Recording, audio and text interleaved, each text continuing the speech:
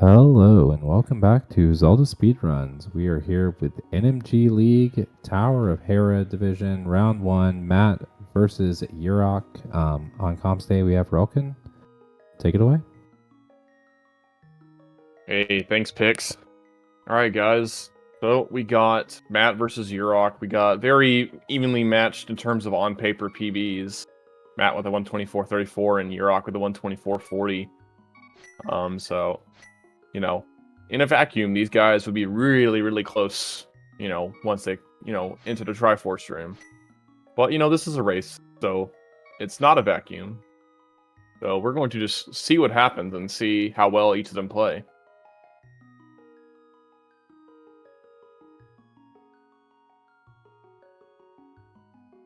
Both these guys are buds of mine, so definitely excited to do commentary for them. So I hope, all in all, it's a good race. We are getting going here in just a few seconds.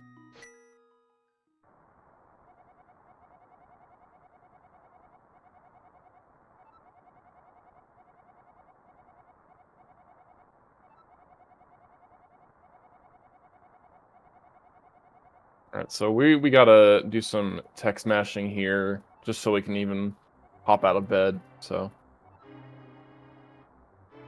We don't want to open this chest. It has a lamp, yes, but we want the lamp later.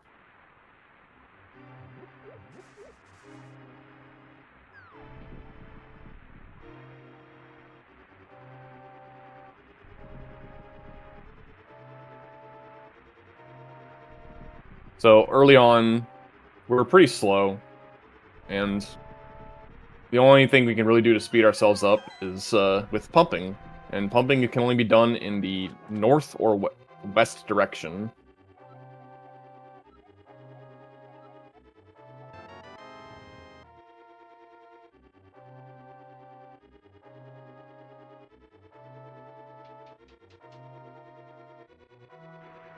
And pumping is where you mash. If you're heading north, you mash left or right, or both. And if you're heading west, you mash up or down, or both. It can be done in doorways. It can be done while you're not near a wall, or it could be near a wall. It does not help to pump in doors that automatically suck you in and push you out. But everywhere else it is applicable.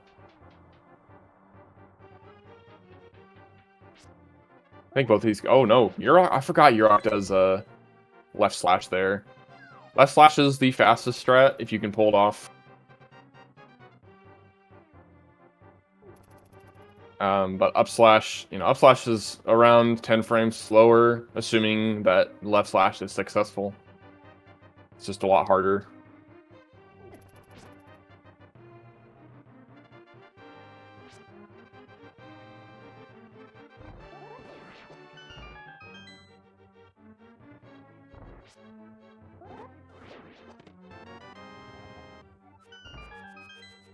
Oh no. Matt messing up the guard kill there.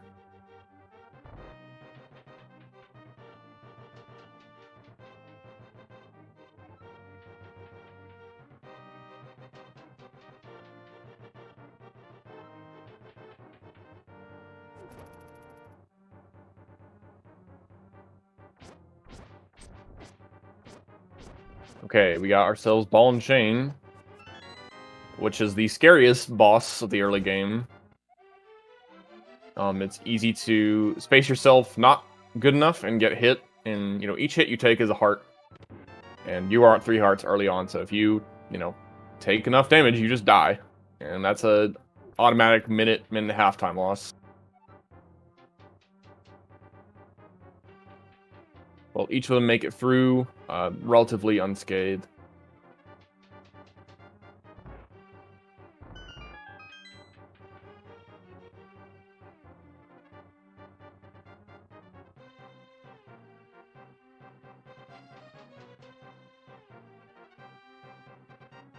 Doom Tap, thanks for the small raid.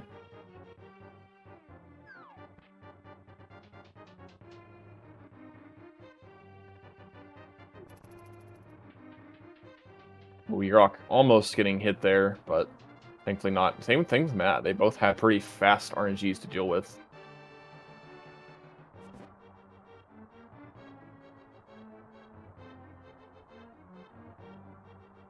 Matt getting lucky there with that guard taking too long to aggro. They can just sneak by him.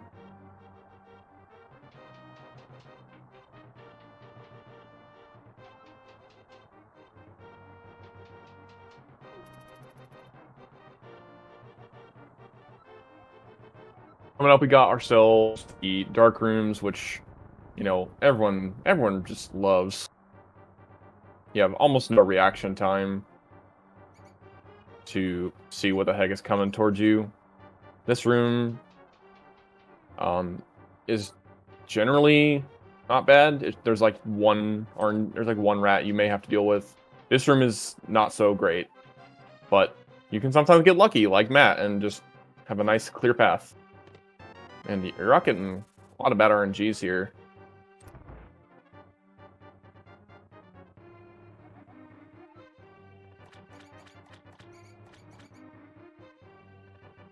Now, when you're in water, pumping is actually even more powerful because normal water movement is slower than on land movement. So you really want to pump through water.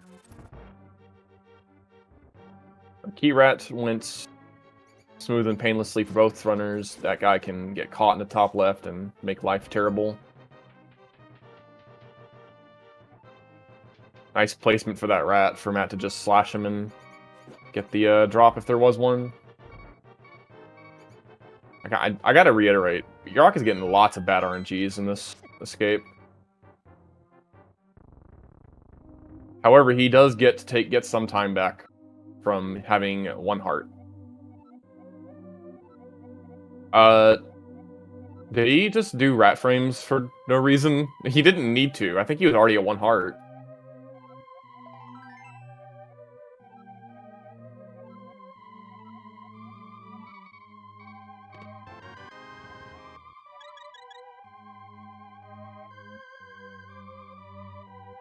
Not surprising at all that both runners grab the same card. That is pretty much the standard for NMG races. Usually the idea is you want to outlast the opponent, and so grabbing same card is pretty much the way you better ensure that nothing goes wrong early on, or where it matters having one or that extra heart.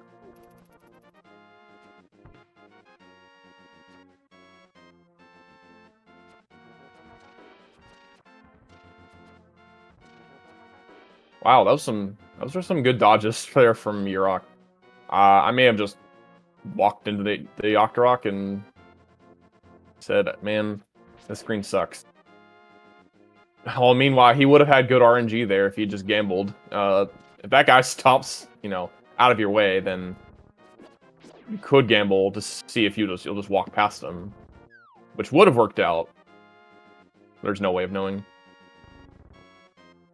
We got the other race finishing on ZSR main. Welcome, guys, to the next race on the docket between Matt and Yeroc.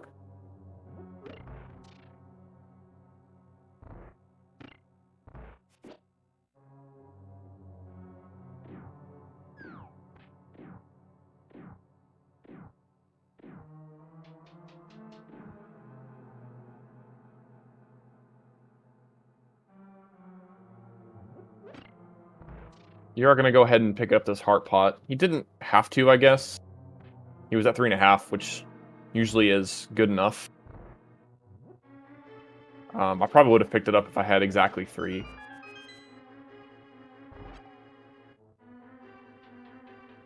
Both of them getting the magic drop on the right, so they had time to react and just throw the boomerang when they're moving back to the right, which is nice.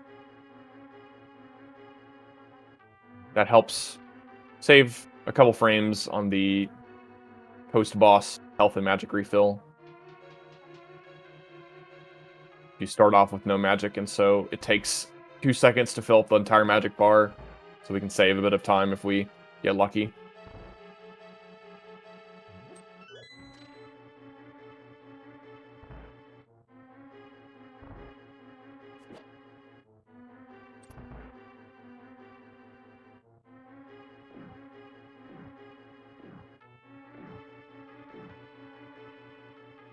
Right, and here comes a bit of a scary room sometimes. It can go, if things go wrong, can be bad trying to recover. Went well for Yeroc. And same with Matt, so we like to see that. You have to damage boost off. Typically, you want to damage boost off of the Popo, and then lift the pot, and then take damage again on the Any-Fairy. And both of them successfully did that and hit the switch without having to kill all the enemies in the room. Just a nice time save there. Can be a little bit scary, though, especially if you skip the Sank Heart and you have a maximum of 3 hearts. And another raid from Precision. Man, the raid's just coming in left and right. People like to look at the Any-Fairies in the top left of the room to see how fast you do this room. If they're touching, then you didn't do it super fast, which looks like both runners had the Any-Fairies touching, so not the fastest. Oh, that was a slick pot throw. That was like almost instant from Yeroc. He threw that like the furthest left you could throw that and still hit that Stalfos.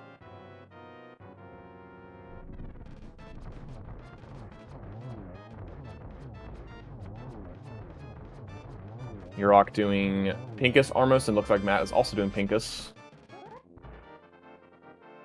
Oh no, he didn't fire enough.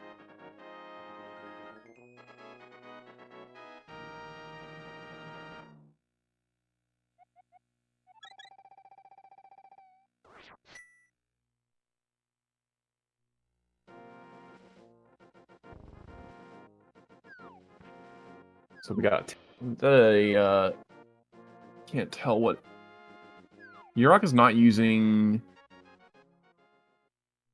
He doesn't have a. Okay, I can't see what his segment time was for Eastern and Escape. But Matt's is an 11:01, which is not great for a 124 runner.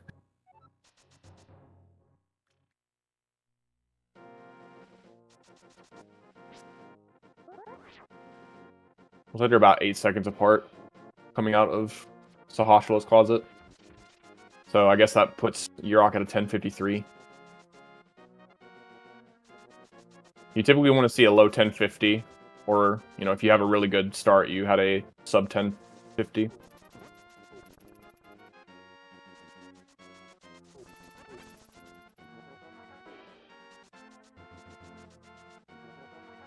I'm being told in chat that light roll doesn't matter. Well, it certainly helps. Every bit helps.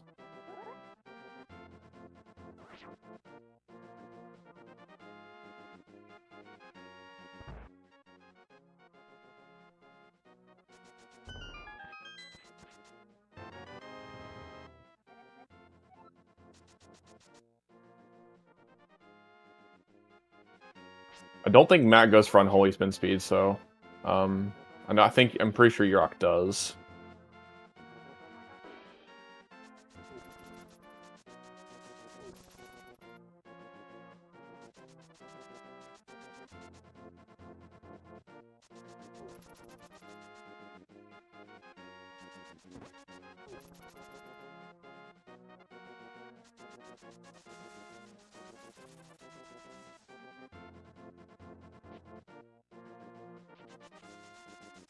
Right, this screen tends to lag. It looks like Yeroc doesn't do it the way the tutorial tells you. He goes a bit further left and then dashes down. What you're supposed to do, what Matt was trying to do there, is dash through that bush, but the lag probably made him stop earlier than he wanted to. Also, Yeroc saving his menu for the stairs so he can get that nice little stair lag cancel.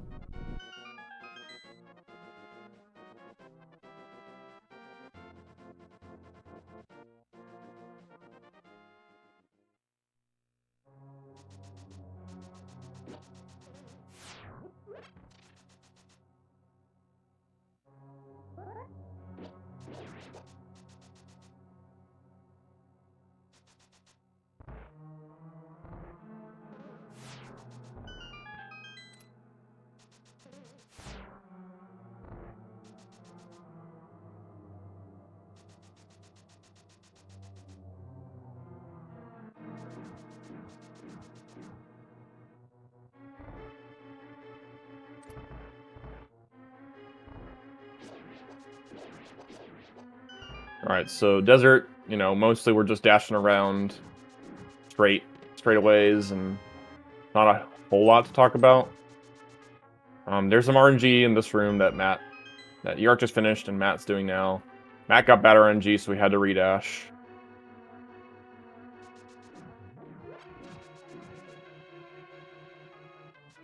They're each going to pick up every arrow pot that's convenient. So they're going to, you know, gain a total of 20 arrows. Ooh, Yeroc bonking there.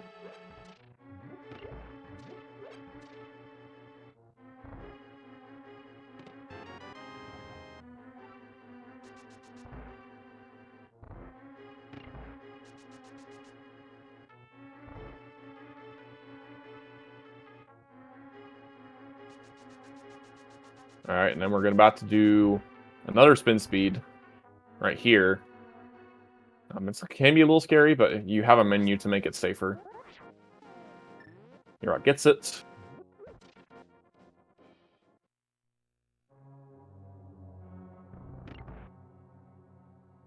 And Matt gets it too. Oh, he does a little dangerous right turn there first. Interesting. Usually you just hold up right. Maybe he felt he was too high and needed to try and do a right roll into upright.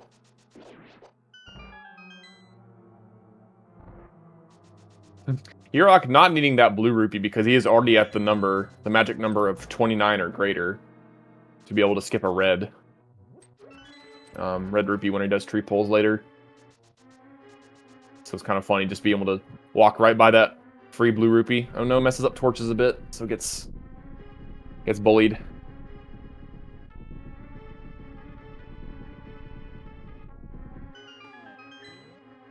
Alright, and then we've got probably the hardest boss to, you know, consistently do well.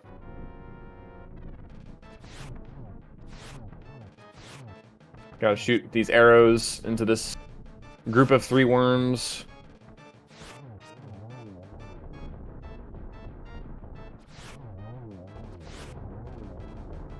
You're all getting a 3 cycle there. And Matt getting a... Okay, no, he didn't get a 2 cycle. I was like, he was close. Okay, he also gets a 3 cycle. So dueling 3 cycles. You will pretty much always take a 3 cycle. 2 cycle is obviously, you know, really great, and you're always ecstatic if you get one of those, but 3 cycle is not too bad. A question in chat about how many chests the lamp can be in. It's in Link's house, and then there's a chest right after Uncle, and then there's a chest in Zelda Cell. There are 3 places for the lamp to be. So if you don't get in Link's house, you can get it in the Uncle passage or in Zelda Cell. But for the speedrun, you want to get it in Zelda Cell for NMG.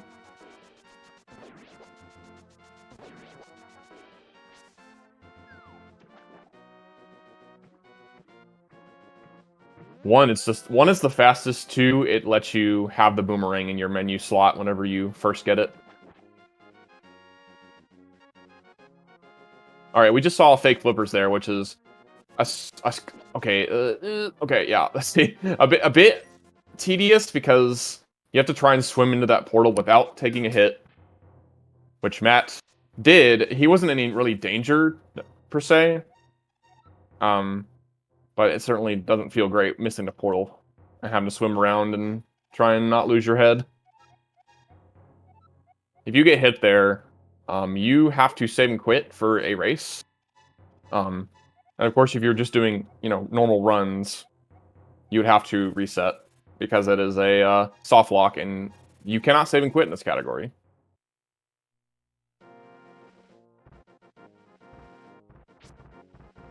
We want to be on the edge of the screen and jump in the water and transition before the game decides to spit us out to pretend like we're actually swimming. And then we got this screen, which is another annoying one. These dead rocks like to get in your way, and the boulders like to come and assault you while you're trying to get a spin speed off. Yeroc, relatively clean screen, so see how Matt does. Well, it looks like he was blessed with good RNG and didn't have trouble at all. So he gains a little bit of time.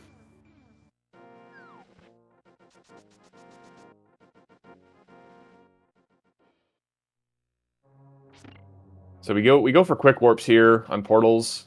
There are two, and for every 8 pixels, there is a group of 2 adjacent pixels that will result in the transition cutscene take 34 less frames than normal.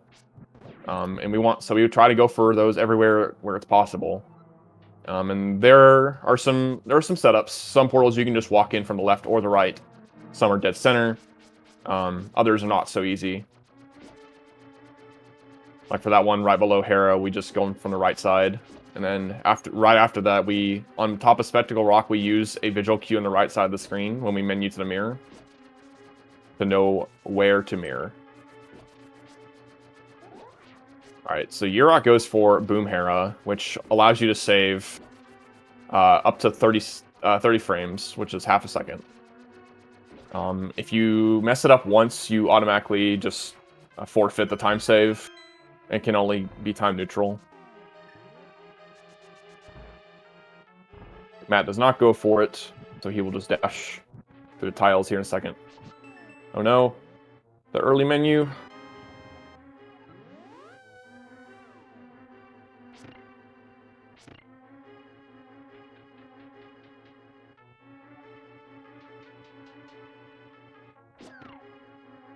Another really annoying room is this one with the beetles.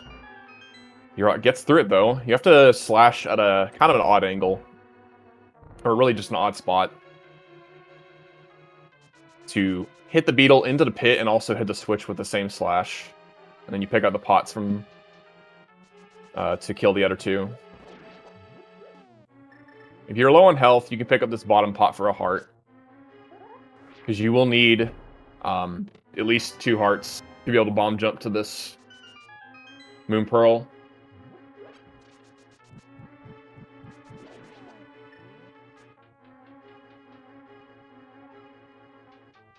Oh, Matt, I feel like usually goes for early bomb jump, but I guess today he's not feeling it.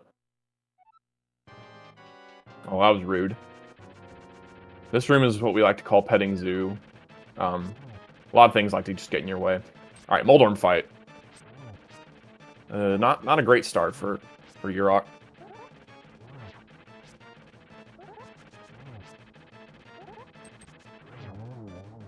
That was the funkiest looking enraged phase.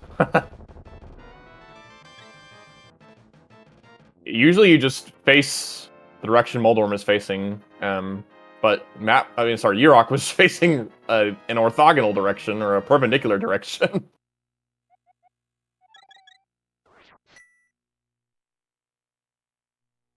It worked out, so I'm not gonna argue with it.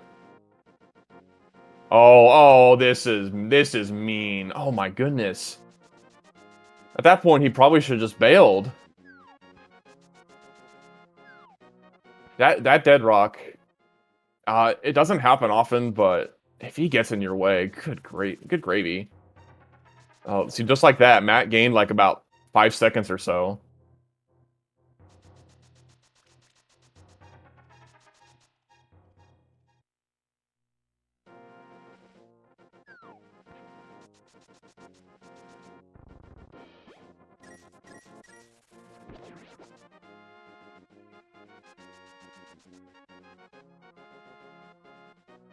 Alright, so we just first tree pull right here to get at least 3 rupees. Yeroc gets 3 of them, having already gotten at least 29, and then once he pulls a second tree here, after getting the Master Sword, we'll get 3 of the 4 red rupees to get to 104 or above, which in this case will be 106 for him.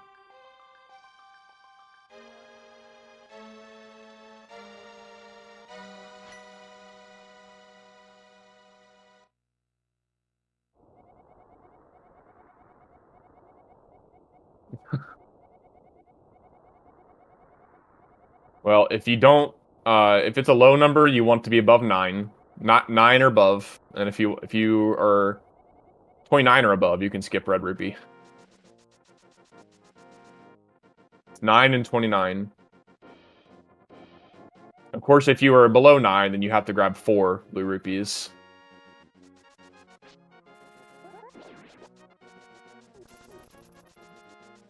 Oh, that was really close. If Yeroc took a hit there, that would have made his tree rupees take longer.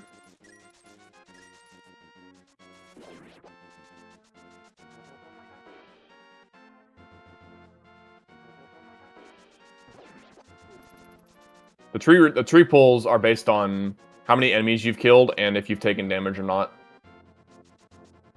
So you want to not take damage and kill at least 4 enemies.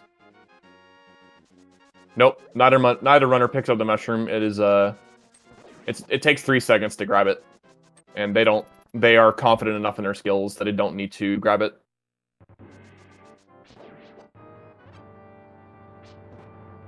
Yeroc going for the heart drops here, just so I can get beams back. He got one, but didn't get another. Having beams for Aga Tower makes certain rooms faster. Having full health is what gives you sword beams. So we'll probably see some... Probably see Matt gain some time back on Yeroc.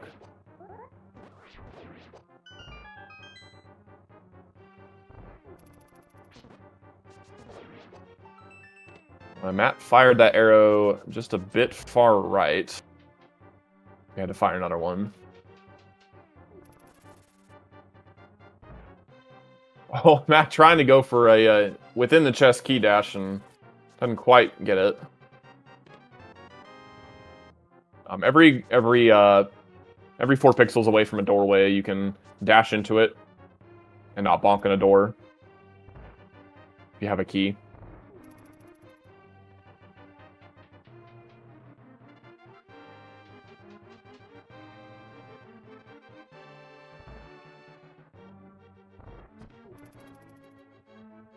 Both of them had relatively pain-free initial dark rooms. A slight annoyance there from the guards there for Yeroc. The one get back that you have from not having beams is in this room you can have an easier key dash setup. Matt was able to get it because he was high enough up whenever he started. Whenever he finished the kill of the key guard. And then moved down as late as possible. If you move down too early, the bow guard will hit you. Ooh, we got ourselves a lead change. Yeroc not hitting the right guard there with the pot, and so he had to go in and try and slash.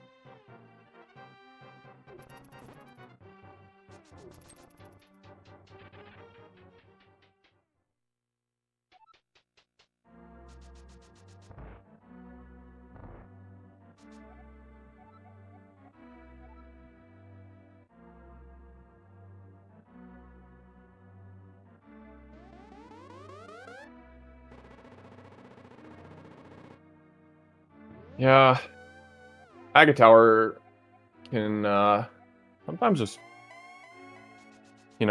mess with you like crazy.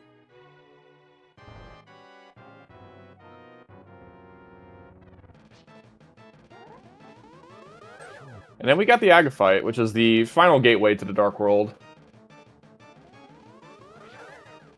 You have a 50-50 chance every second, third, and fourth attack of every cycle to get a blue ball or a normal energy ball. They each have gotten 2 so far. They each have been a perfect 3 for 3 on blue balls.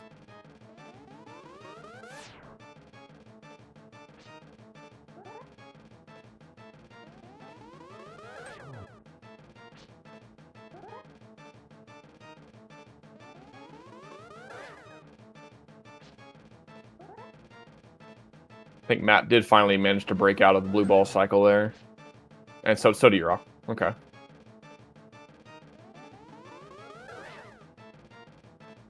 I think they're each at 5.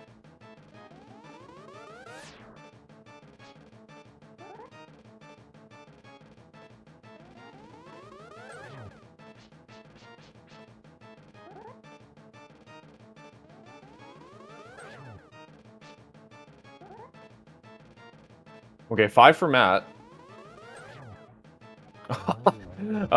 Did anyone guess tie? Because that was 5 and 5.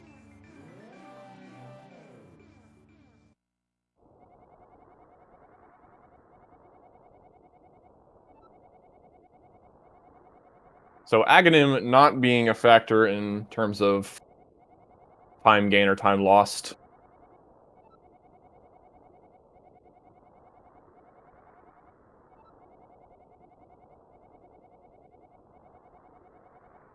There's always the opportunity for Aghanim to give one runner way less blue balls than the other and swing the race.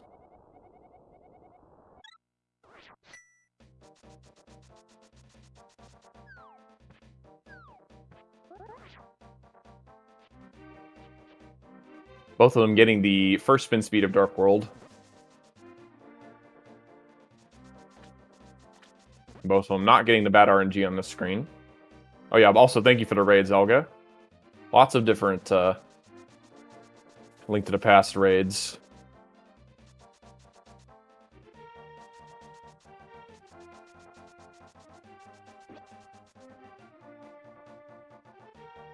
I think someone else was saying a second ago, resource-wise, yeah, they were also basically even. Arrows and bombs.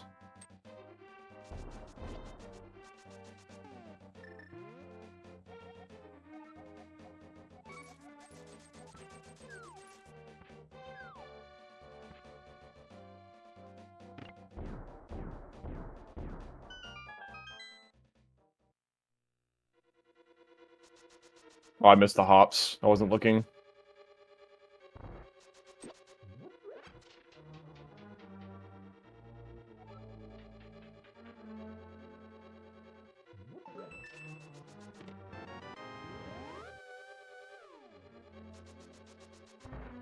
A runner named Meowski decided to look into the variance of Kiki's hops and whether it actually matters or not. It does not matter, but there is a quite a bit of variance.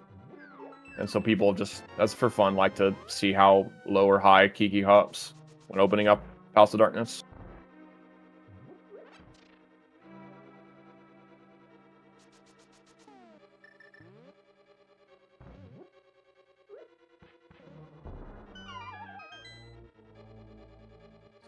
Someone being a contrarian in chat. I won't name you names to protect the innocent. Kidding.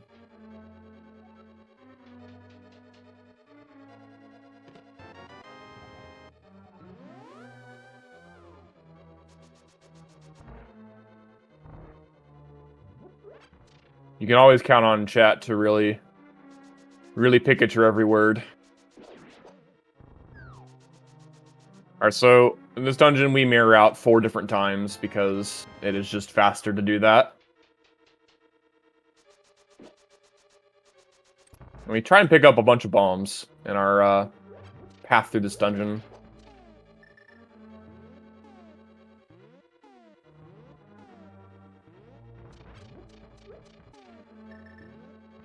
And then we have to do this thing called the hammer yump, where we stop on a specific vertical pixel and place a bomb to our right.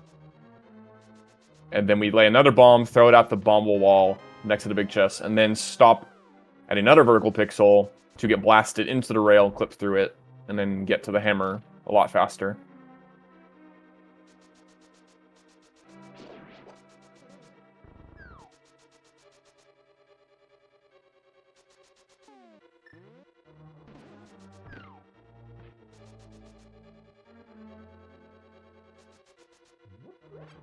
And for this upcoming room after, the room after the next, after 3 rooms from now, I should say, we want to have sword beams, so we make sure to be at full health.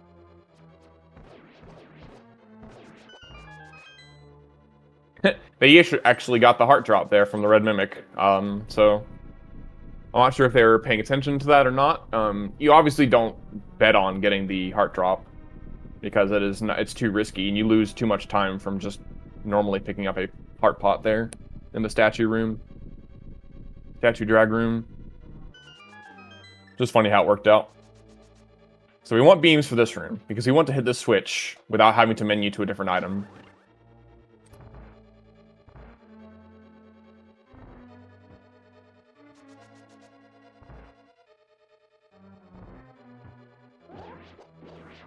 Matt having a bit of a shaky turtles there, but manages to clean it up. He actually managed to kill the bottom 3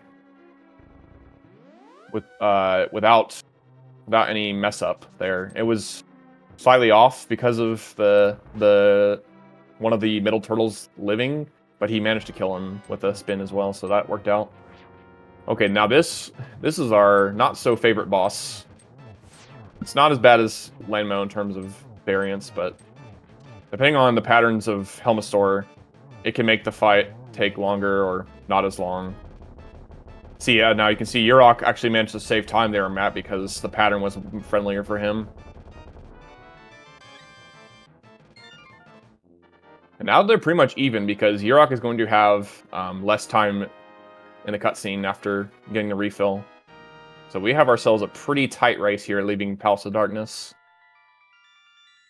You saw them also do spin speed entering the fight. Not even that long ago, about 4 years ago or so, people discovered that having spin speed armed will extend your hammer's hitbox, especially upward, which makes it a lot easier to hit the Helmasaur gem. And so people have just done that to make the fight way more consistent, instead of having to do a previous strat where you held your sword out and did diagonal hammers into the gem.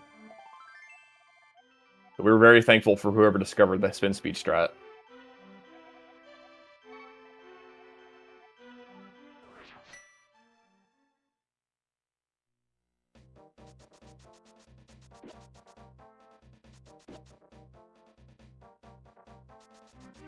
Alright, now, when we're leaving Palace of Darkness, we are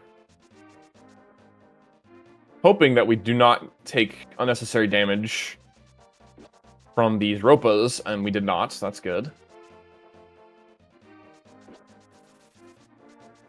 And we also make sure our dash goes low enough to... Oh, no!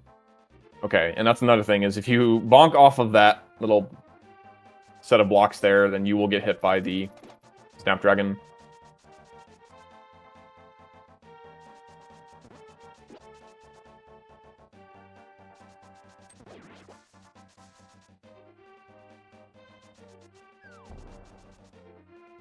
Not having beams in Thieves Town isn't the hugest deal. The real, you know, I guess, quote-unquote big deal is just making sure you don't get hit too much to not lose time on the health refill after you finish the dungeon.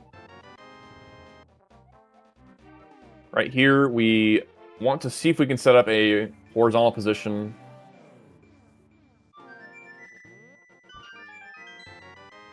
For the quick warp, Matt didn't quite get it. I think Yeroc did get it.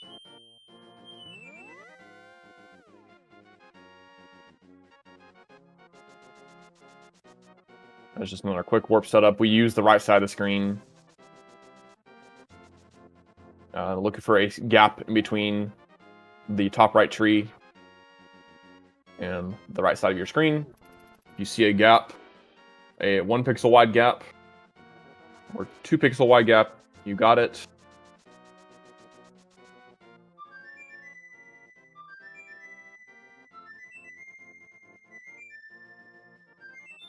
We do prefer the left quick warp pixel because it is lined up perfectly to move straight up into the flute dig spot.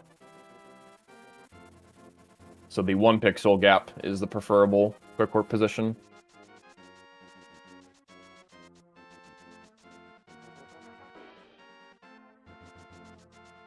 Ooh, Matt doing that dash a bit too low and gets poked by the guard, and now this screen is all thrown off. So now we have another lead change.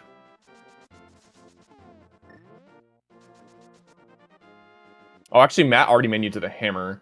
I missed that, so now it's not as... It's pretty tight.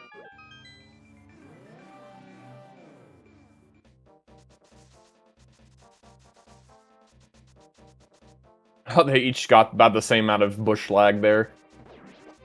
Both getting a fairy. You want, you know, as few things to pop out of those bushes as possible, so you don't make the game lag like crazy.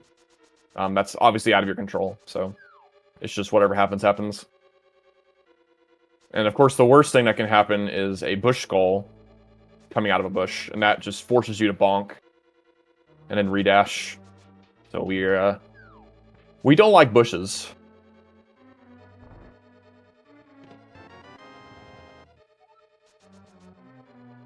specifically Dark World bushes. I mean, Light World bushes, there's a chance that you can get hit by a guard, which we almost saw on Yeroc's side. He managed to avoid it.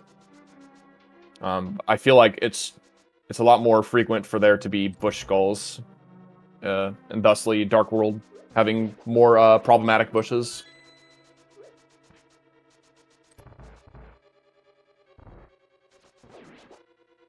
All right, coming up in this room and the next room, we got some RNG to look at. That was not the best RNG there for Yeroc, but in this room we want to try and be perfectly centered here to dash through this room. Neither of them got good RNG all the way through, but they each handled it pretty well. If you get lucky and stop yourself in the middle of that conveyor, then you will just dash straight through the room in one fell swoop. Call that the God Pixel.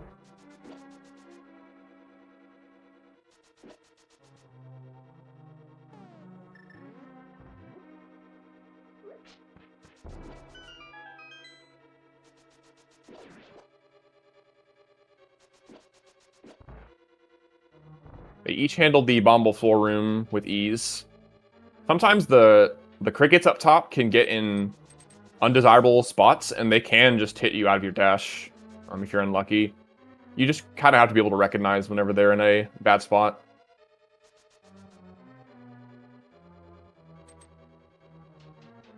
Okay, Matt not picking up the toilet bomb. I think he just tends to go for the bomb drop. Or else he'll just have no bombs coming out of ice.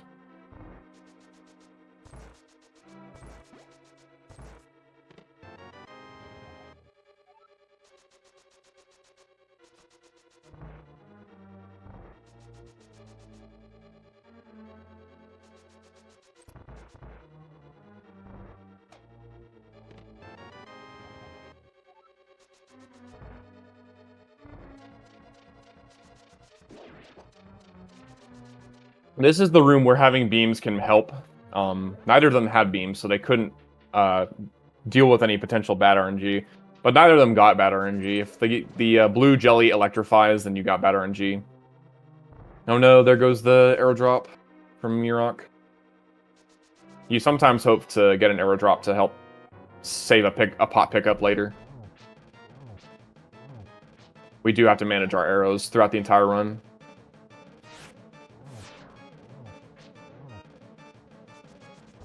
I actually don't know. I think Yeroc tends to multitask. He likes to have other streams up when he's playing. So if anyone would have streams up, it would certainly Yeroc would be a good candidate to have the race up. I feel like sometimes I will just get too distracted if I watch the restream, because there's way too much going on in the restream. So I'll just stick to watching my opponent's stream. That way I can at least have a better idea of where they're at in relation to me, and I don't get distracted as much by the restream / chat, all that.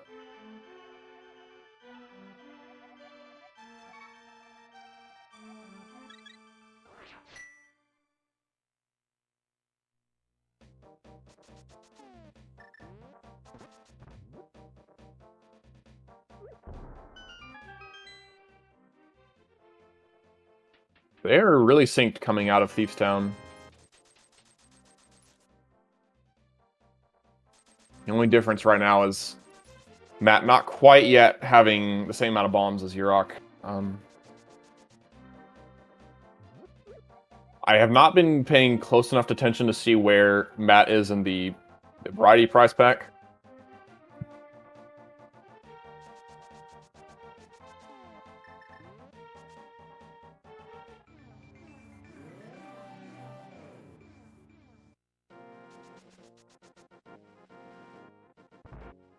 Yeah, it certainly can mess a runner up, and that's why I say that I prefer to not watch the restream. I can watch my opponent's stream pretty much all right. A restream I think is too much for me. So we're picking up the Tempered Sword here because it just, I believe it actually does save time. I forget how much time it actually does save. over not picking it up.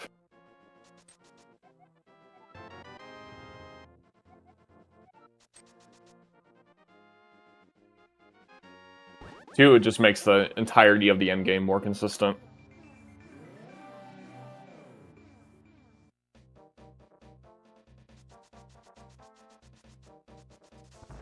Those that are more experienced, could you tell me, like, is low percent legacy a good illustration of how much, like, tempered versus master sword saves?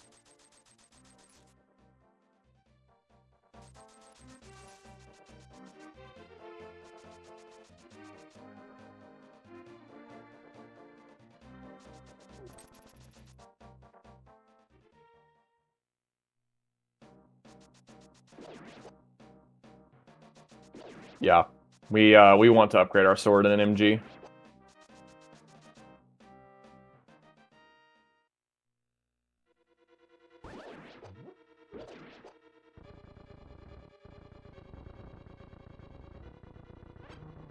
Well, Wayne giving a very honest answer, but not the answer I'm looking for. All right, we got ourselves what is affectionately known as the worst room of the game for many. Mummies can maybe give you bad RNG. If you know how to do the room properly, it tends to not be an issue.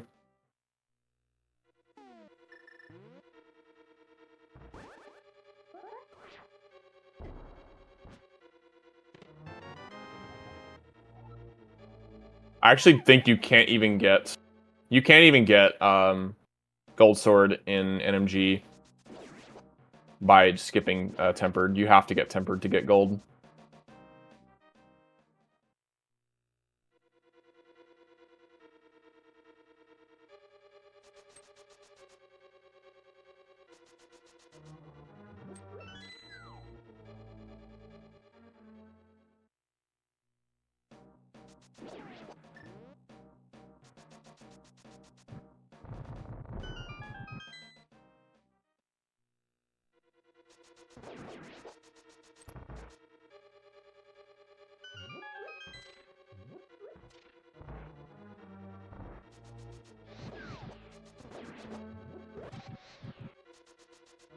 Yeroc doing the optimal mummy strat while Matt is in the Joe strat. I probably was going to always do Joe strat. Like, I tried to learn optimal mummies, but it was just it was too risky, I think. I don't know, it just felt a little tight to try and not get wrecked. Oh no, we just got grabbed. I missed how that happened. And now we are short on magic. Matt having a good Mothula fight.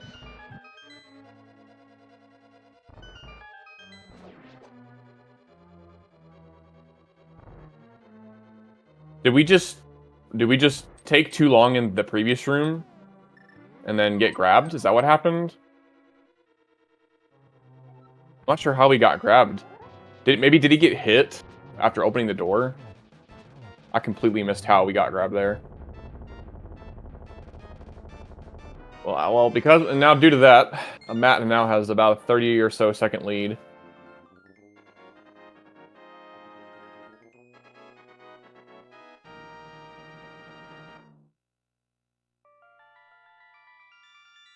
Yeroc fine.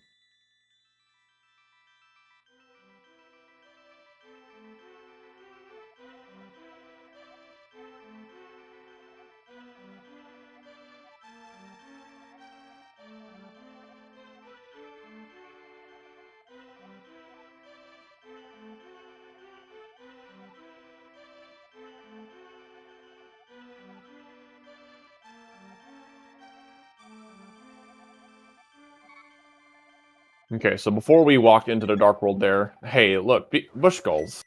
Thank you. Thank you for the illustration, bush skulls.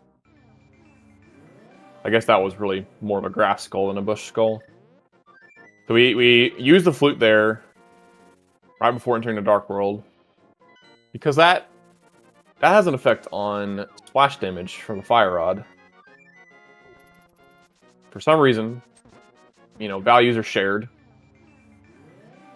in this game that, you know, splash damage for fire rod and the position of the bird on the screen. There's an altitude associated with that, and we use that to make sure that it is 0, and that way the splash damage works properly from the fire rod.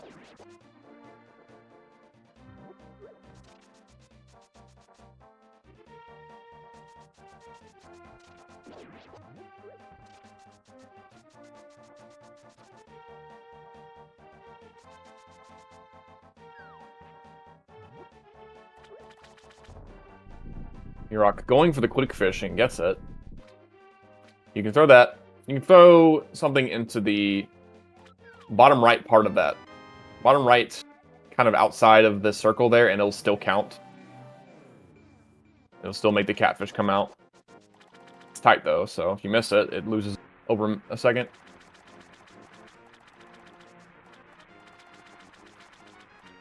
It probably loses 2 seconds.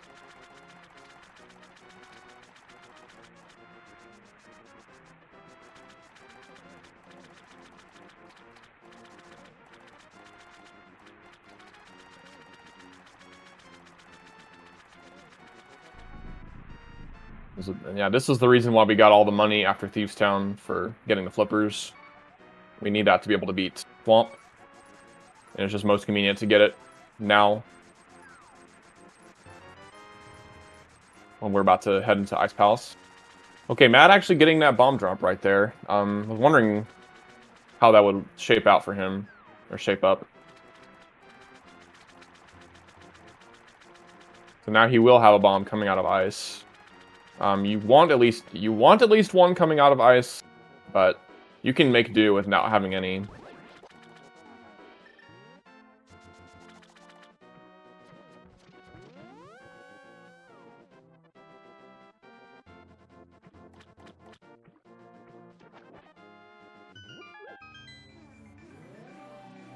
And really the reason you want to have one coming out of ice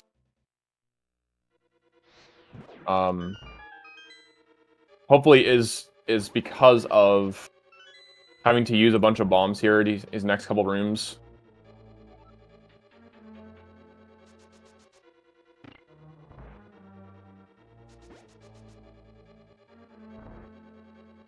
Because if you mess up at all, then that really hurts, and then you'll lose a whole lot of time. Oh, is that still gonna work? Okay, good. I'm glad that still worked. That was a little awkward looking.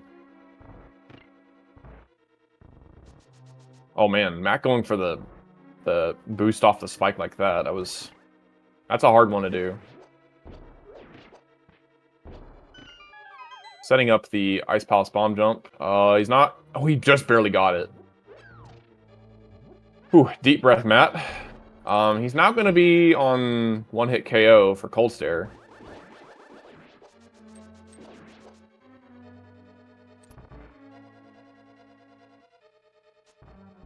Unless he decides to wait in this doorway. Nope. Okay, one-hit KO it is.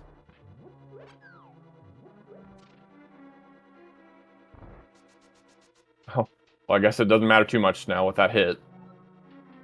That stair clip. If you get the left, if you stair clip that and you go out the left side, there's a spike, and that just makes you take one hard damage.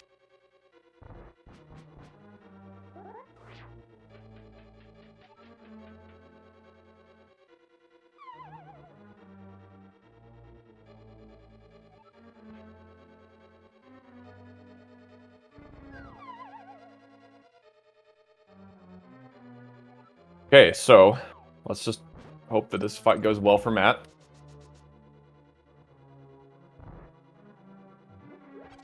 Oh, that's not good. Okay.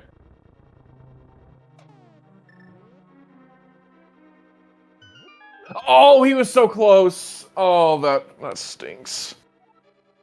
Oh, man. Yeah, now he has to leave. Because he does not have magic. Oh, Yeroc is also now on Oko. He's in a better position, though. Oh, he also dies! Oh my goodness. Now we still have a race.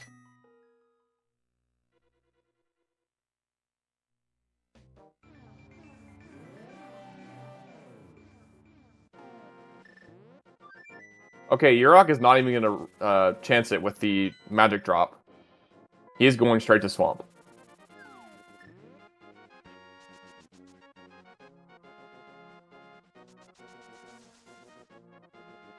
This is, I guess, the safer strat.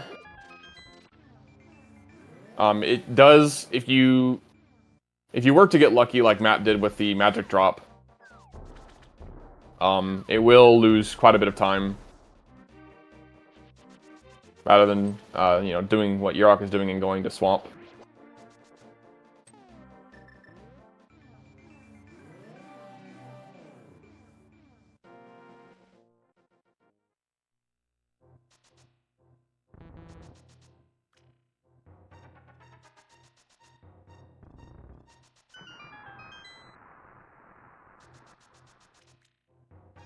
Alright, well, I guess we can try our best here to talk about what's happening on Yeroc's side.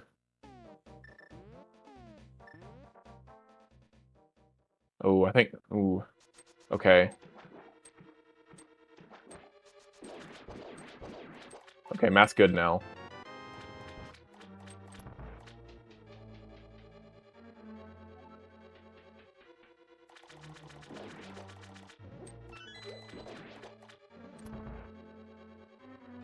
So the other reason why you might also want to come to Swamp first is so that way you can recoup on your bombs. You have a chance to do that.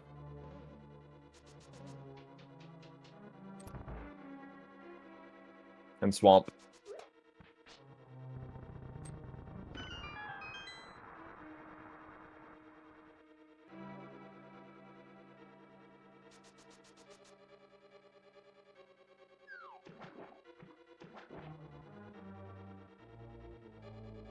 Yes, Yeroc will have to go back to ice and finish it.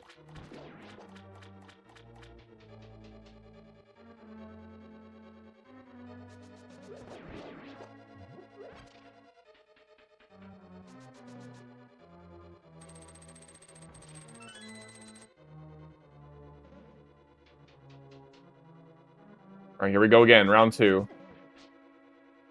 No! Oh. And I think Matt just threw in the towel.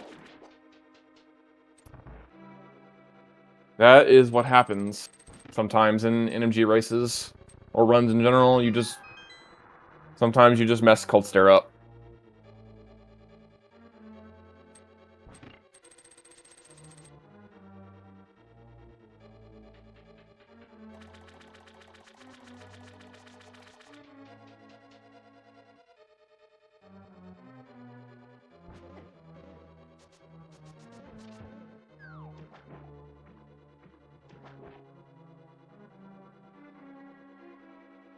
We might see if Matt wants to join for an interview.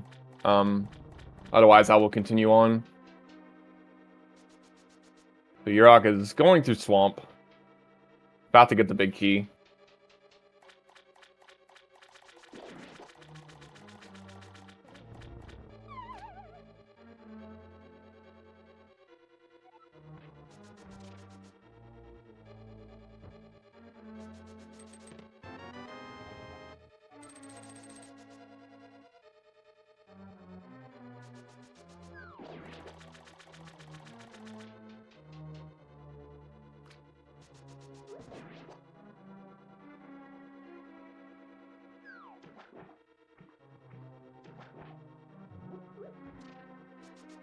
And like I said earlier, you know, we're not in a vacuum. We are racing NMG, which means things will happen, and things sure did happen in this race. We use a nice little setup there. We walk against the statue by holding up right, and then we hold straight up to the chest. And after opening the chest, we hold down right. And then once we get to the ledge, we menu to hook shot to get a clean right input.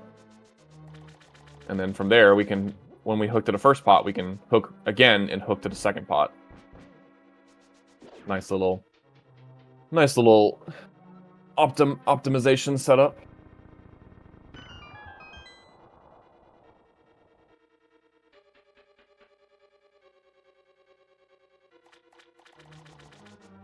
We also do another technical spin speed. It's really an item dash with the hook shot. We just get hook speed to be able to pick up that pot near the statue a lot faster.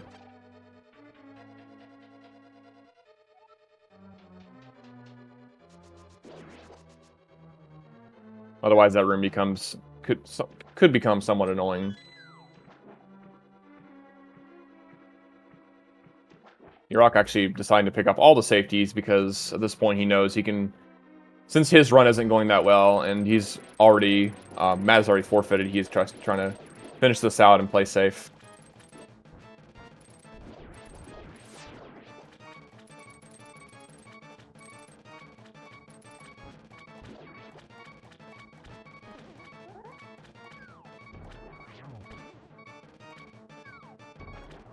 And it turns out he needed those hearts because he would have died otherwise.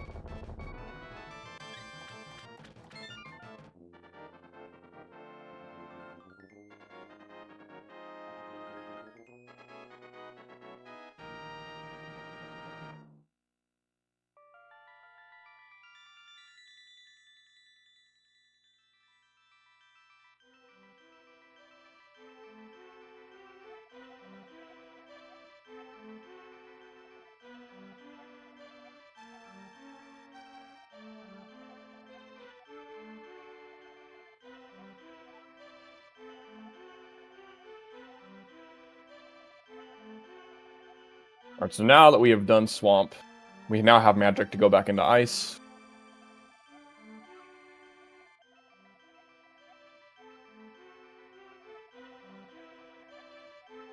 Magic and health, really. And bombs. Yeroc will still need to pick up one bomb here to have a bit of a faster Ice.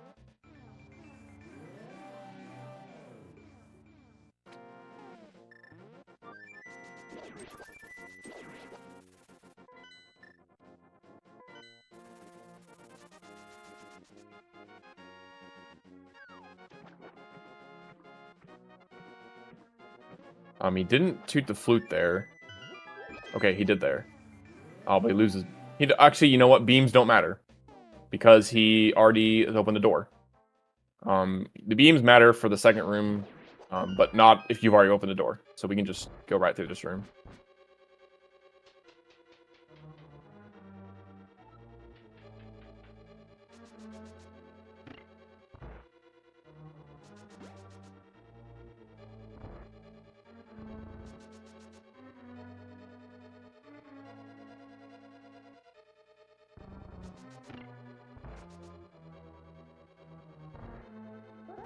Boy, the refreshing. You guys can't see this, but Yeroc's splits have a CRT like camera. A camera is trained at his CRT.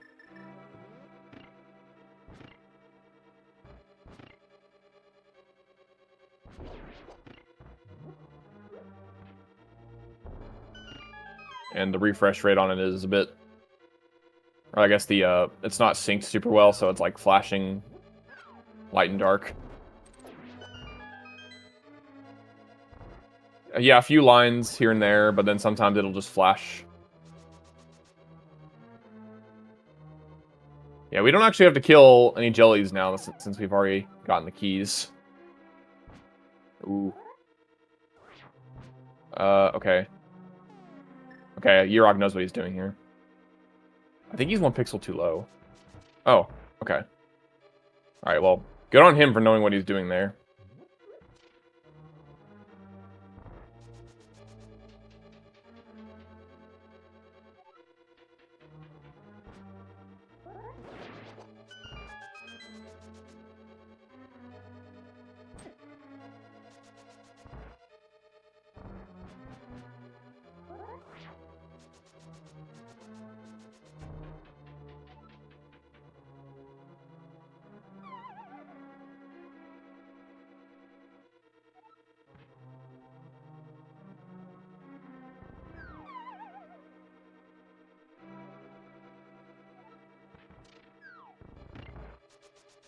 I mean, I feel like if you died twice to Cold Stare, you would not be wanting to finish a run.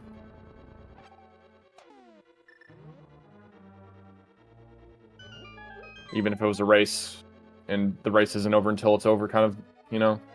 At some point, you're just like, you know, I don't want to deal with this anymore. Like, I understand not wanting to continue. Dropping the spin there, but he's in good shape because he can just slash a few more times. All right, we made it past Cold Stare.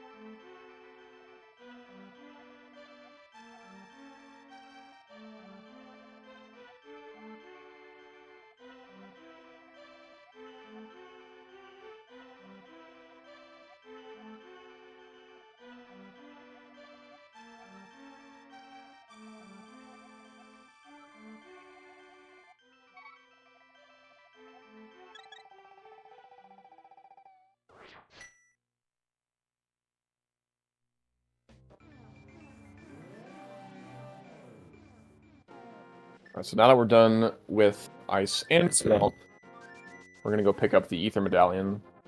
Oh no, we'll have to have Flute again. Again. There we go.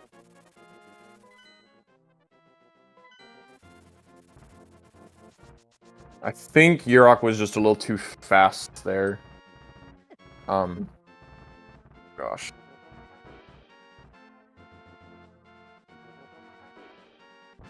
We're not even doing the sword climb, okay. Okay, we are clawing our way up Death Mountain.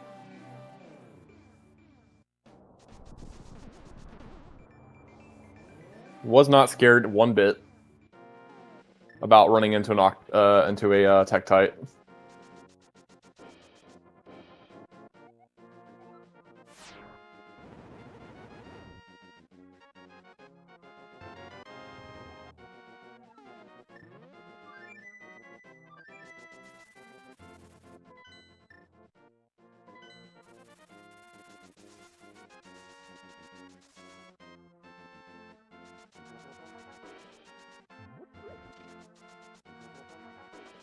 Oh, and now because we have no bombs, you have to rely on 50-50 luck. This rock right here has a 50-50 chance of having a bomb. And we need a bomb to be able to get into Ice Rod Cave.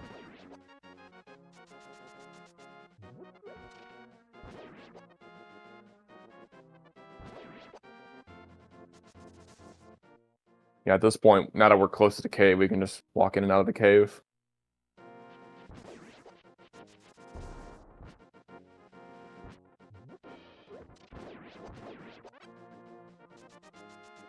Also trying to see if we can recover some lost hearts.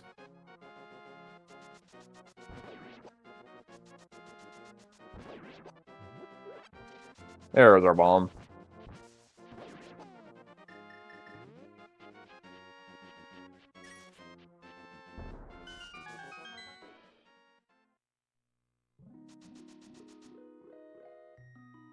Hey, look now.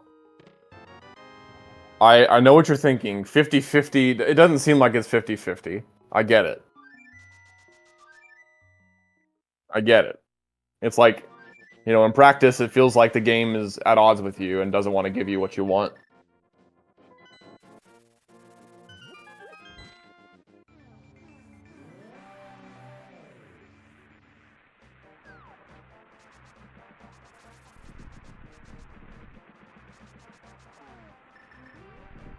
Alright, so now that we have our Ether and Ice Rod, we're going to go to Mire.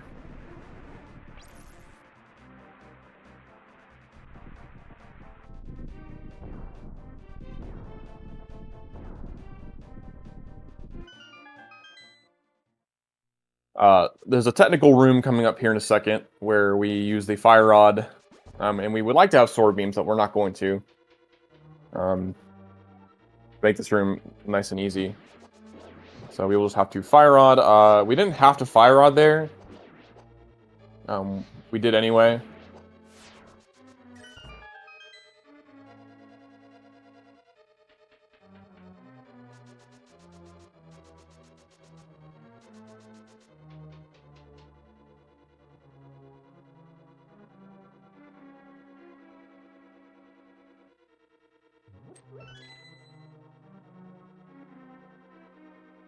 Come and grab this key, and then we go back to the left, hit the switch, and go get the big key.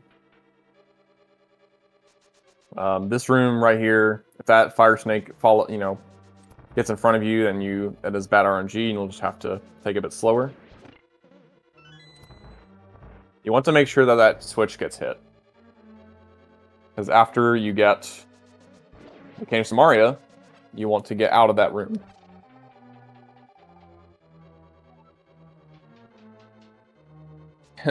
Yeroc is in chat and showing his dismay at his torches time. That's the way she go. Way she goes.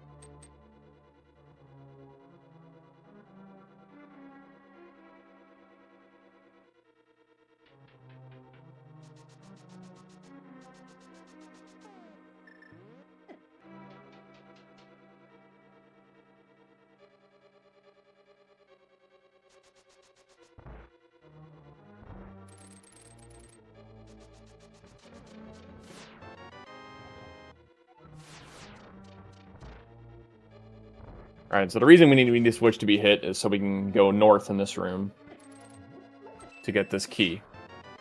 And then go north again. Otherwise, you'd have to take a longer route to get to the boss. And that's just not fast. Nice little strat there. If you hook that pot and then grab it before the Wizrobe fires his beam off, the heart will spawn before the beam does, and the beam doesn't spawn. So, if you're a little bit too slow though, and the beam comes out first, then the heart is going to despawn. Yeroc taking his time here because he knows that there's nothing really at stake for him. So he doesn't want to mess up the spooky action, which, whenever we got to the mire area, we picked up the rock from below to allow the duck to leave at a specific point on the screen to set up that similar altitude thing I was talking about with the fire rod earlier. And so when we kick up dust there, there's a lot of complicated stuff that goes behind this, but in short is we kick up dust before laying the Samaria block, so we preserve that value. That way the fire rod will still have the displaced splash damage, which allows us to hit switches in 3 different spots in the dark rooms of Mire. Well, 2 in the dark rooms, 1 in the post-dark room. And then we do a nice little damage boost Vidi strat here, where we walk into the slime and spin a few times to kill all the eyeballs, and then we clean up the last few with more slashes or arrows, and then we shoot 8 arrows into Vitreous.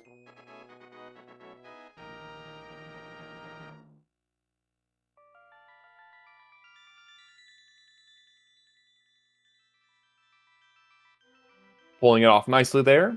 So we are now onto our final dungeon for Ganon's Tower, our final crystal dungeon, which is Turtle Rock. And then we have Ganon's Tower, and then we have to kill Ganon.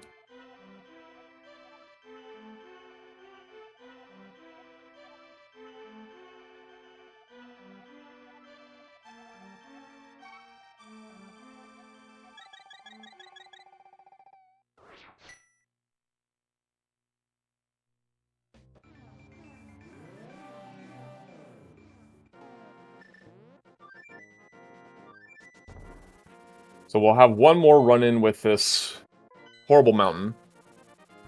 Called Death Mountain for a reason. See if we can get ourselves a, what we call a Waffle House drive-thru. Oh. Hey, good enough for me. We had to slow down a little bit there, but we made it through with our spin speed intact. And no hits taken. Oh, that was a risky dash. Usually you want to move diagonally away from the, you don't want it to be in a straight, like, horizontal line from where that dead rock is. Because it's basically 50-50 whether he will stay in your way or not. But Yeroc was like, I'm gambling. Ooh, didn't quite stop his dash in time. Oh, these dead rocks, man. Why do dead rocks exist?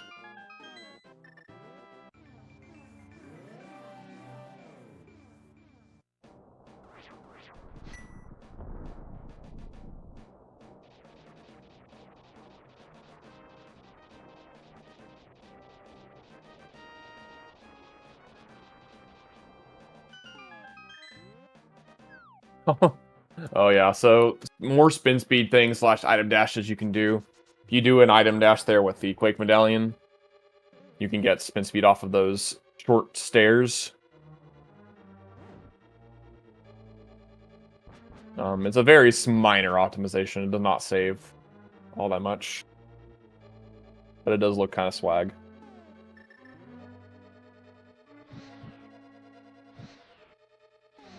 So the fastest way to do this room is to light the torches by going up, and then we hook to the left torch to fall and reset us at the beginning of the room. And we use the hook shot. The hook shot gives us iframes when it's in use. And so we can use that to our advantage in that spike roller room to get past the first roller, which allows us to get past the second roller, since we're fast enough with that method. On our way out, though, we do damage boost through because it's faster to do that. And also because we can get our health back with a lucky fairy drop. Way early on in the speedrun, there is a room called Prize Pack Guards. It's in Aghanim's Tower. It's the second room with enemies that you have to kill. So there are enemies have a prize pack which they pull from whenever they drop items after being killed. Those prize pack guards in that room, the mini Helmosaurs like in Palace of Darkness, Skullwoods, and GT has some as well. And then these Pokies in this dungeon all have the same prize pack. And that prize pack has a fairy in it. And so when we do this dungeon, we tend to, we take at least 4 hearts of damage with the strats that we employ. And then we hope that we get a fairy drop from the Pokies in 3 different spots we can get them to get our health back to full, to be able to use sword beams in a room coming up here in about 30-ish seconds. It just makes it a lot easier, and it makes it a little bit faster too.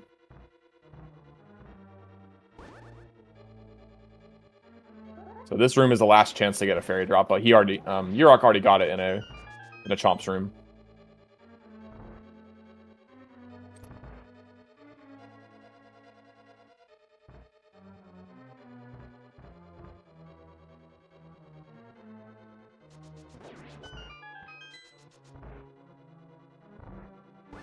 So this room right here, we beam the switch, we stay on the orange pegs to get iframes. Open the chest, and then before the roller gets back to the left, we beam the switch again.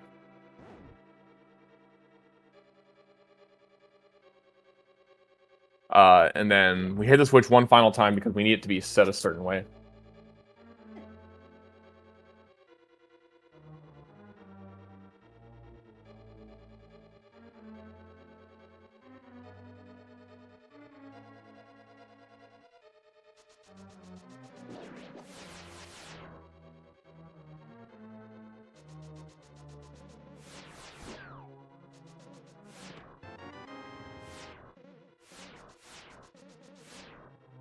This room has a tighter strat that you could go for. Where you dash and then stop yourself at a specific point and then dash again. Where that beetle was. It's risky, but if you do it right, it will save a bit of time over laying a Samaria block to knock away the beetle.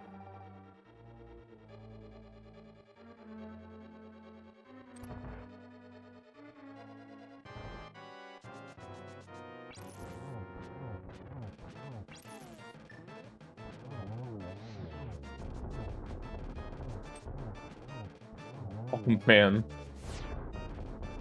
Was that double poke there? Is that, I guess, double poke? That is an advanced strat. If you time it right, you can do what's called a dash poke. Or poke dash. And that, if you do it right, it will stun the Trinex head without having to use a rod again on it. And that'll save magic.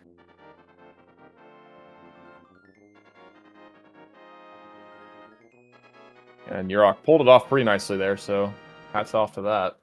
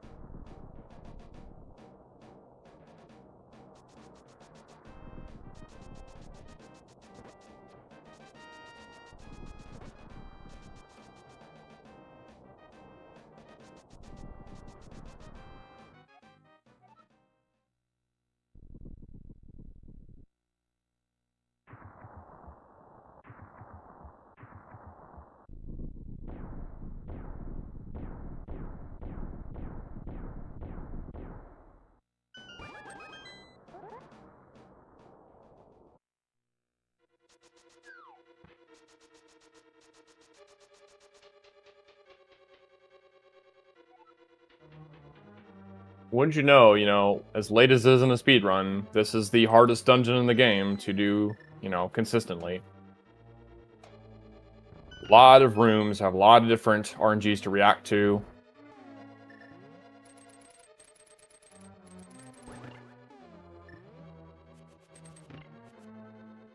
Yeah, so, like you're saying, like Pix is saying in chat, this is a final exam of sorts, just, really putting you to the test, see how good your movement is and your execution is. Like, I'll give you an example of the variance that Ganon's Tower can have. The person currently with the world record on the leaderboard, Arier, his Ganon's Tower gold is, I believe, a 6-minute 45-second time, and that is split whenever Link lands on the pyramid. My gold is 7:04. So that means his best GT is 19 seconds faster than my best GT.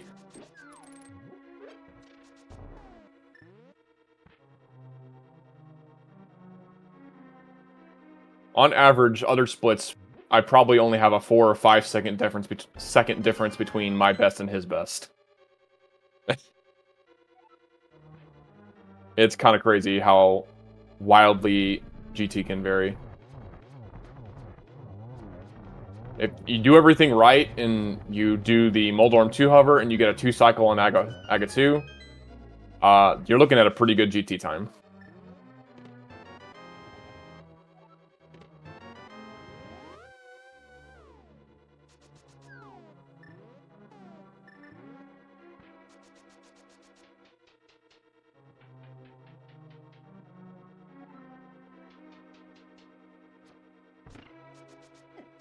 Alright, so we just did an Armos refight there. Called Ice Armos. Yeroc did mess up slightly there. I don't think it's going to affect things later, though, because he killed red one fast enough.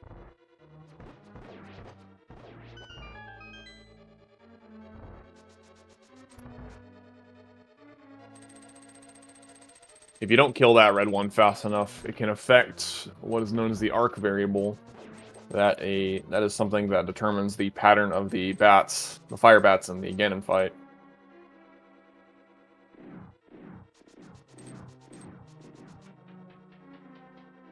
I don't know why it works that way, but it does. I think there are other things in the game that also affect that variable. I don't know what they are. I'm sure Voxless could tell me. I'm pretty sure Yeroc knows, because I think he's mentioned it before. Oh, okay. We were trying to show off there. He tried to do the spike dash, where there's one pixel where you can be able to dash through those spikes. He definitely just tried to go for it there, and it did not work out. I mean, may as well, right? May as well.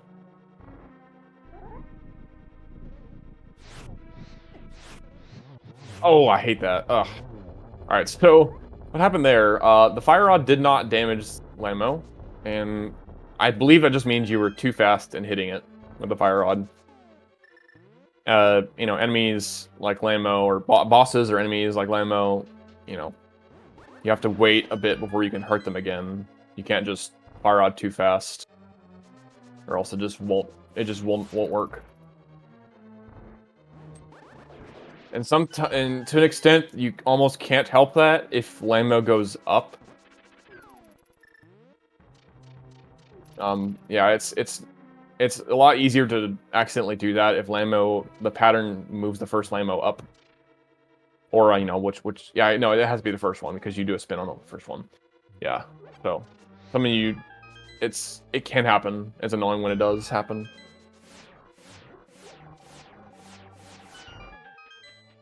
Oh my goodness. That was frames away from sadness. So, in this game, we have another fun glitch called Jingle Glitch. If the jingle happens the same frame you walk up that staircase that Yeroc walked up a bit ago, all the sprites in the dungeon you're in despawn. Sadly, that also means the final boss of this dungeon, Aghanim 2. And you cannot complete the dungeon when that happens. You have to restart it. Thankfully, that did not happen, but it was about a frame or it was really close to happening. Oh no! Yeroc was trying to hover there initially. Didn't quite get any distance off the ledge. Also tried to use the hook shot to hit Moldorm again, but Moldorm did not cooperate.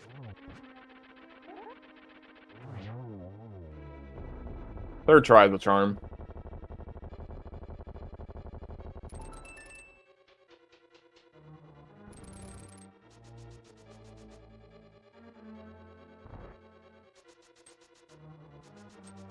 And Yeroc goes for a bit of a curse strat in that room. It's the optimal strat, but there is a chance you get hit out of your dash by that mini Helma that you run into twice. It may not be chance based. It probably is just position based, timing based. It feels a bit rough though, to be honest. Alright, Aghanim 2, this is a very tricky fight to do fast.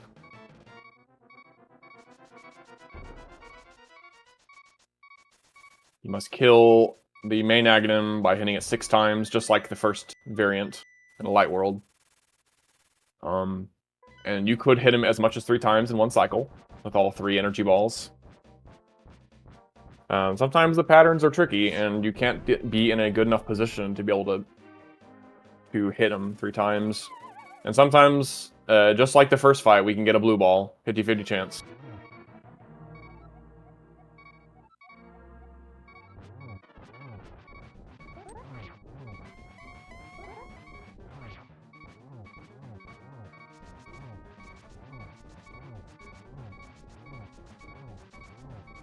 So we are on one hit KO. Everything in this fight will kill us. One hit. We did not die in the first. The scariest part of the fight is the first 2 phases. So we survived there. And now we got some more 50-50 luck action here with warps. Ganon can either stand in place and try to hit you with a ring of fire bats, or he can warp away. Once again, out of our control, and it can, waste more time. And he is getting quite a few warps here. I think that's it. I want to say that's like 9. Now, was that 10? I think that was at least 10.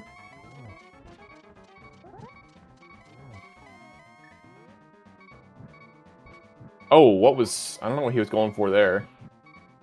But he missed Torch Glitch. Torch Glitch is when you light the left torch before the right one goes out.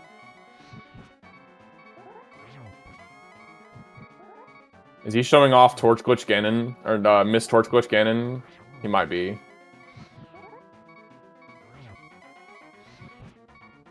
Okay, yeah, he knows what he's doing. Yeah, Yeroc knows what he's doing. He is practiced with Miss Torch Glitch Ganon. Very nicely done. You can... I think you probably only lose like 6 seconds if you do if you have a good enough Ganon. So, good job.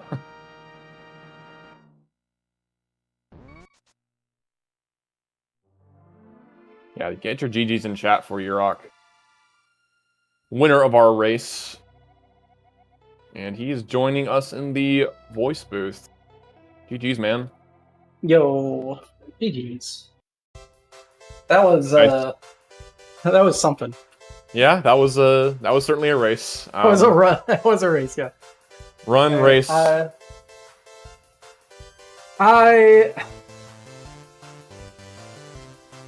The thoughts that went through my mind during that Cold Stone fight were just that was such a weird experience. Like, I was already resigned to just like playing out the seed. Like, I miscounted. The seed. It's the first seed. You know what I mean? No, like, I miscounted how many hits were on that one puff. I thought it was only 2 hits. I didn't think I missed a poke dasher or something like that. So I just like walked into it, and then like I was committed. I was like halfway to swamp, and I look over and I see red, and I'm like, wait, that's the other screen. Yeah. No, dude. I mean, the disasters were like. I feel like overall, for me at least, I felt like I was playing pretty good most of the race, and then there were some notable mistakes. I lost 20 seconds in Aga 2. I got 5 blue. Well, we both got 5 blue balls. Like, whatever. But like I was pushing most of my advantages as far as like execution goes. Like, I was watching the race the whole time. I'm like, all right, I'm gaining time. All right, that dead rock cost me literally 20 seconds. Cool. We're back to square one. All right, gaining time. How did I get caught by that wall master? Well, there goes another 45 seconds. This is fine. We'll just keep gaining time. And then we both died, and I'm like, we still have a race. Like, I still got to keep going.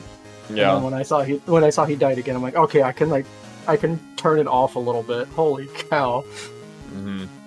But like, and I feel, I know that feeling so very well. Like, I don't really blame him. Oh yeah, neither do I. Continue that. Like, I can't say I wouldn't do the same if I were on that side. Yeah, having that race. It's so hard. 2 cold star deaths is a lot for sure. Yeah. It was a wonderful disaster of a race. Well, that's how racing can go.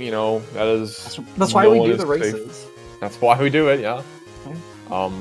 I was impressed there. It almost looked like you intentionally missed Torch Glitch there to show off the missed Torch Glitch Ganon. No, I didn't. I had I messed up and had a last second thought like I can light the torch from the top. I have time to go do that. And I was wrong. But then I was like, it's fine. Yeah, you clearly show that you have practiced messing up Torch Glitch. I think it's an essential skill that people should have. Like you lose one warp over optimal when you do it that way. And Is it really that little? I thought it was like 6 seconds. It's one warp. Because like if you most of the time that you don't get Torch Glitch, you would have gotten a mid-screen cape. And that costs you a warp, and the time it takes to like relight the torch while he's like mid-screen somewhere. Does it really not take longer for him to stand in that oh no, the lights are turned on animation? Yeah, the lights are turned off. You don't ever get a mid-screen. You don't ever get a extra cape animation. It's literally just one warp extra. Huh. Like there's points where I consider just going for it intentionally if the warps are like screwy and I don't like them. I'm like, well, I have to do a cape spin, and then I risk like losing a warp plus two cape animations. So I'm just gonna do this. Yeah, I'll have to play around with that a bit then. That's new and exciting. Yeah, that's. I mean, of course, it also makes you a lot better at regular triples because they're so much easier than doing that shit. Oh yeah. Yeah, I mean, of course, if you miss a shot or something like that, then you have to use your lamp at some point.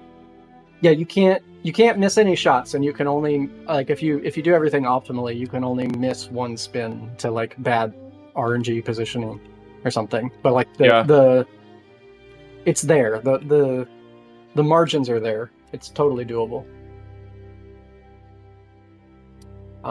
What else went wrong that we can talk about?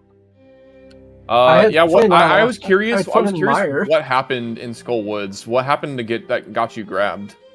I didn't do I stopped my dash too early, and then I didn't walk. I was like just nerves. I didn't walk far enough up to slash the Gibdo into the spike. So then I'm just like chasing him around the thing, and then the Helmasaur. I got punchy and I slashed the Helmasaur, and I shouldn't have. Because that caused me so much recoil that I couldn't get out the door.